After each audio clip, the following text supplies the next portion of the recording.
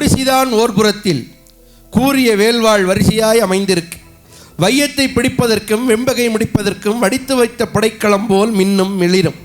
புலியின் குகையிலே அடகில்லை, புதுமையல்ல. கிளியும் மெய்சிலிருப்பும் கீழிறங்கும் தன்மையும் தலைகாட்டா மானத்தின் உறைவிடம் மறவன் மாளிகை. இல்லத்து வாயிலிலே கிண்ணத்து சோற்றோடு வெள்ளத்தை சிறிது கலந்து வயிற்றுக்குள் வழியனுப்ப பொக்கைவா இதனை திறந்து பிடியெண்ணம் எடுத்து போட்டாள் பெருநிறை கிளவி ஒருத்தி. ஓடி வந்தான் ஒரு வீரன், ஒரு சேதி பாட்டி என்றான். ஆடி வந்த சிறுமி போல் பெருமூச்சு வாங்குகின்றாய், ஆடி வந்த சிறுமி போல் பெருமூச்சு வாங்குகின்றாய். ஆண்மகனா நீ தம்பி, மூச்சுக்கு மூச்சு இடைவேளை ஏற்படட்டும், பின்பு பேச்சுக்கு துவக்கம் செய் என்றால் அந்த கிண்டலுக்கு பேர் போன கிழட்டு தமிழச்சி. வேடிக்கை நேரம் இதுவல்ல பாட்டி, உன் வாடிக்கை கேலியை விட்டுவிடு.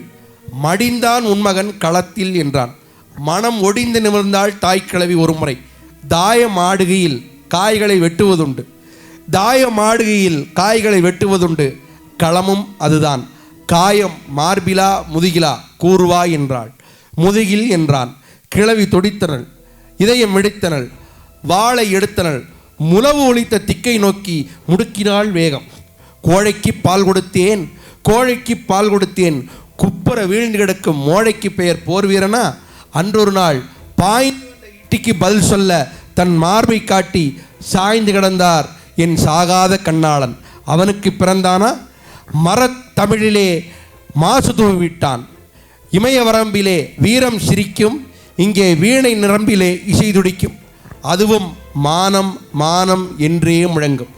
மாற்றானுக்கு மண்டியிட்டு வாழும் மானமற்ற வம்சமானி, எடா மார்பு கொடுத்தேன், மடிமீது தூக்கி வளர்த்தேன், தின்று கொளுத்தாய்.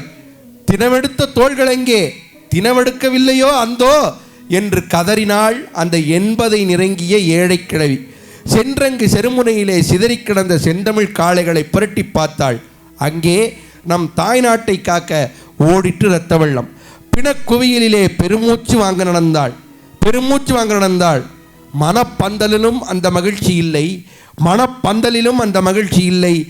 மகன் பிறந்தபோது மகிழ்ச்சிக்கோர் எல்லையுண்டு.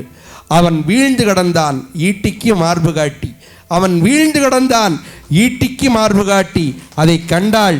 இனி எதை கண்டும் கவலை இல்லை, என் மகன் வீரனாய் இறந்தான் என்றாள்.